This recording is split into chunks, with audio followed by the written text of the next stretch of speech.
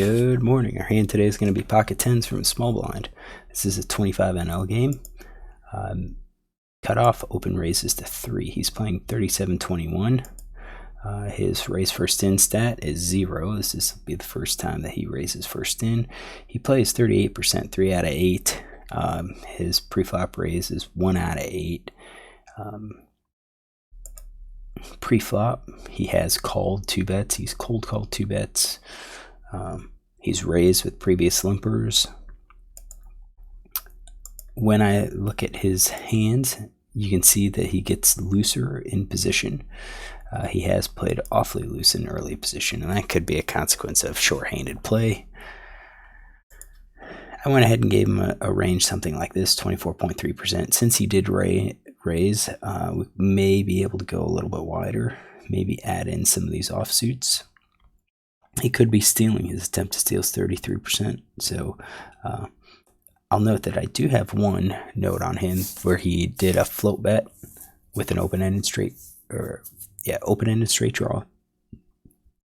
He then checked behind on the turn, and then when probably I bet on the river, probed into him, he raised with his busted straight draw, and I called that time. So I do think he's thinking a little bit, so we have to be aware of that. Folds to me, pocket 10 should be a raise. Fold to 3 bet stat 0. That's what should be a raise. I didn't. I just called, which I think was a major mistake, because if I were to think about people that call, I am giving them ranges something maybe like this. We'll do suited aces too.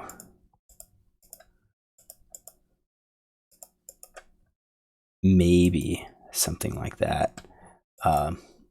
Maybe not even that strong.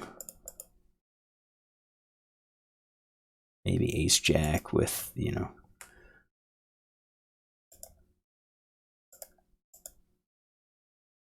and we'll leave something like that.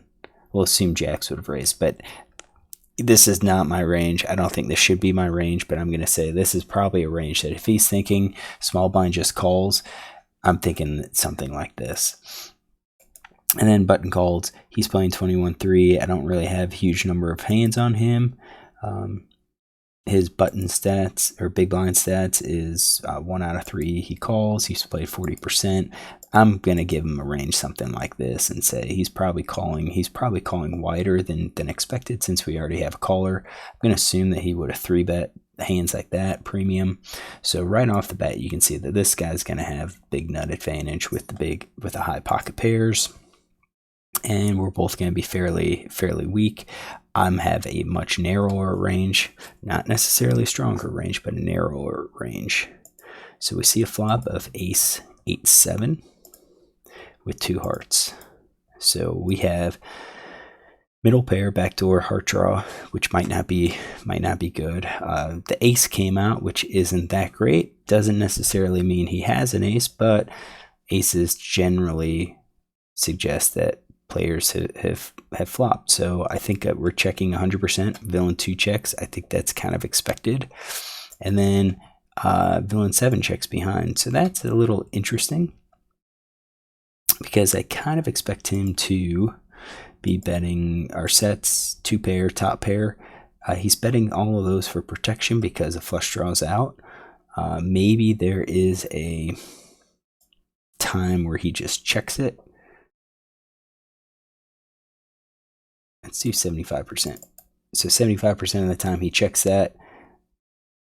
Oh no, he bets it. So that's what we're going to say. 25% of the time he checks those. There we go. Two pair sets bets. I think flush draw bets. I think open ender probably bets. And I would assume the gut shot bets. I mean, his c-bet stat is 100%, but that's probably out of like 1 or 2 hands. We'll check it out. Yeah, 3 hands, 3 out of 3. So I would have assumed he would have bet all of those. I'm going to give him 2 card backdoor flush draw. We're going to give him these smaller pocket pairs and the no-made hands, minus our flush draw, open-enders, and the gut shots. So I'm going to say he has a hand something like that. Turns to 6 of hearts. Now on this, I think this is a pretty decent spot to bet. The only thing I'm concerned with is if I bet and someone raises me, I'm not sure if I'll be able to call. Because if I get raised, I'm looking at either a straight or a flush, and that means I have to connect with, you know, a straight or a flush to improve, and that doesn't necessarily mean I'm even going to win. So if someone has a 9-10, I'm drawing to a split, and someone could have a better heart flush right now. So really, it could be like a 9 of hearts. I checked here, but I do think this could have been, since it went check, I think we could bet, see who calls. If they both call, then if we don't connect, we just check. Even if we do, I think the best way to connect would be with a straight, with a 9 coming out there. I think a 10 is dangerous. I think we could bet with a heart. It kind of looks like we have a weak heart draw.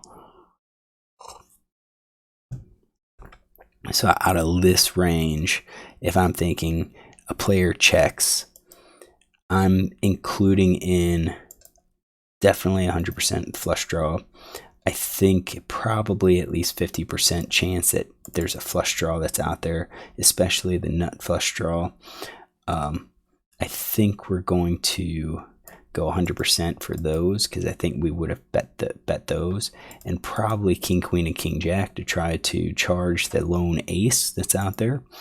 I think a straight has about a 50% chance of betting here. And then a set's probably just going to be a check call. 2 pairs going to be a check call, and so forth. And I think a nut flush draw could be a bet here. And maybe even the second nut. Second nut is we bet. If we miss, we bet again. And I think that's kind of what I'm thinking.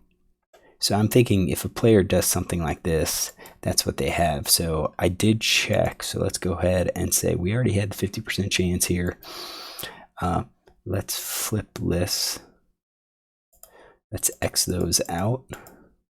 So we know that we don't have those. We got 50%, and that was, what do we say, 50% for those. So sometimes we'll have it. Yeah, 50% we bet, 50% we check. Straight flush, we 100% check. Straights, 50% we check, 50% we bet. I think sets, the player's probably going to be checking sets in 2 pairs because they're probably afraid of the flush or the straight that just connects. I think that's generally the play. I think we are, oops, no made hand. I'm going to eliminate the nut flush draw because I think people generally would have bet that. So they'd have the ace with the ace of hearts. I think the second nut's probably okay and all the rest. So I'm going to say this is something like what I might have. Villain 2 checks, and I'm going to give him something similar range where I think the straight flush is going to be betting or checking. I bet I'm not going to give them all of them. I'm going to say 40% for these. And I think the aces and the kings probably would be betting. Maybe 50. How about we do 50% for the nut flush? Something like that. I think the straight's probably going to be there. Yeah, we're going to X the nut flush draw because I do expect the aces to be betting. So something like that. And then villain 7 checks again. And now at this point he checks twice. I just don't know if he would check again with a set. I think sets in 2 pairs are still betting. I think they're going to have to bet to see where they're at. they can bet to charge those lone hearts. And same thing with the top pair. I think they're going to be betting to charge those lone hearts. So we're looking at something like that. Again, I think this player with the nut flush draw is probably going to be betting here since he checked. He did call the flop. He had the open-ended straight draw. Remember that he called on the flop, or I'm sorry, he bet the flop, checked the turn, bet the river, or raised the river. So I think we're gonna go with that. So that's him. So you can see that my pocket tens are looking pretty good. And then the 4 spades hits. And it's been all checked through. And it's just like now that 5, I think there was a lot of bad cards that could come. Now any 5 completes it. I think we're checking, well, I'd say our whole range. No, I think they're straight flush we're betting. I think our straight flush we're betting and our nut flush we're betting. We're going to hope that someone has a 5 and is willing to call it. I think our straight's going to be a check. We're going to hope someone bets and we can snap it off. So I think we're checking with all of those, which still puts us about 50%. Villain 2 checks. So villain 2 checks. I would assume he would be betting the same type of thing. You know, his flushes. Kind of think, let's just do that. Kind of think his straights are going to be doing that. And then this villain, he bets more than 2/3, maybe 75%. So at this point, I kind of have the straight is out there. Could have a busted club or busted heart. But I think we're looking straight and maybe like pocket pair below the top card with like the heart, something like that. So you could turn that into somewhat of a bluff / value. Someone doesn't believe him. And then occasionally you'll have the nothing. So once he bets, I mean, we've got a tough decision. We have to be good 30% of the time. Are we good 30% of the time against this range? I don't know. Let's check. Let's open up Equilab. All right, Equilab's up. We have, let's give him this range. That's his range. We have 10 of hearts and 10 of diamonds. And we have a problem that we still have the player behind us.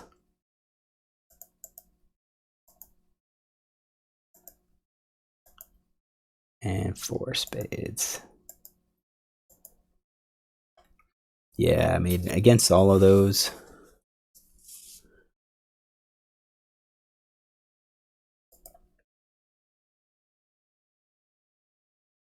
kings to nines. Oh, hold on. That's not his entire range. Let's do that. We need to do this. Yeah, because I'm seeing those 4s, and it's like, well, he doesn't have those in his range. Let's do that now. Yeah, 20%. I don't think we're going to get 30% unless we start adding in some of his bluffs, some of his nothing hands, which could be the kings. You know, king, queen with the king of hearts. I think we probably should be folding. I didn't. I called. Villain 2 folded, and it's one of these. I think he's sizing it. He's making a decent sizing because I assume these under pairs are betting kind of as his bluff, but he could also have, you know, some of the busted. And if we add a couple more hands in there, so let's do like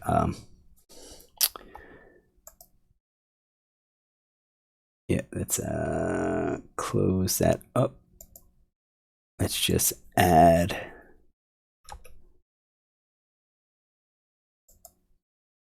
king of hearts, queen. Oops, hold on. Ooh, oh, darn it. I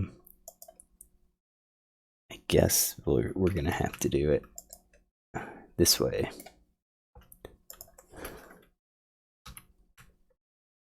Comma. We'll do king of hearts, queen of diamonds, king of hearts, queen of spades, king of hearts, queen of clubs. All right. So now let's evaluate it. Let's add those kings. We're up to 25%. I bet if we add a couple more, so king of hearts, jack of diamonds, king of hearts, jack of clubs, king of hearts, jack of spades. We're at 31% right now. So yeah, those 6 hands could make a difference. So I think it's close.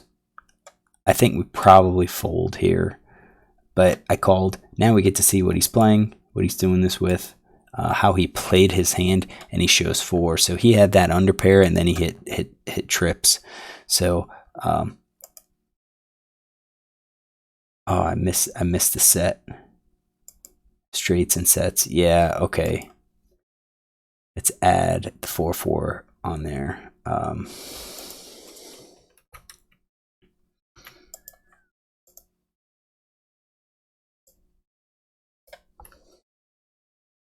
Let's do that. Now let's evaluate it. So we're right at there if he has those kings on there. And he's got the set. So just a kind of a bad run out. But I think it was matching how he was playing. So what we can do is take a note, recognize that this is how he played it. So if we see it again, we have an idea that he's bet the set, and it still just kind of comes down to, is he going to have any bluffs? So here he was, RFI and cut off to 3 big blinds with 4 clubs, 4 diamonds, and then he checked, bet. I think it was about 75%, and 8 of hearts, 7 hearts, and then 6 of hearts, 4 of spades. All right, hopefully you enjoy this hand. I think overall, I think I missed it. I should have raised. Pre-flop. Even if he calls, I think we lead out. Because if he just calls, I think we eliminate his aces and kings. Definitely aces. We could easily have our aces. We lead out. He calls. The 6 actually improved us, so we fire a second barrel. I think at that time, it's going to be hard for him to call. I think it was going to be hard for him to call on the flop. I think we pick up on the flop, so we'd win the 3-bet and we'd win his raise and then the 3-bet call. All right, I'm gonna post another hand tomorrow. Look for it.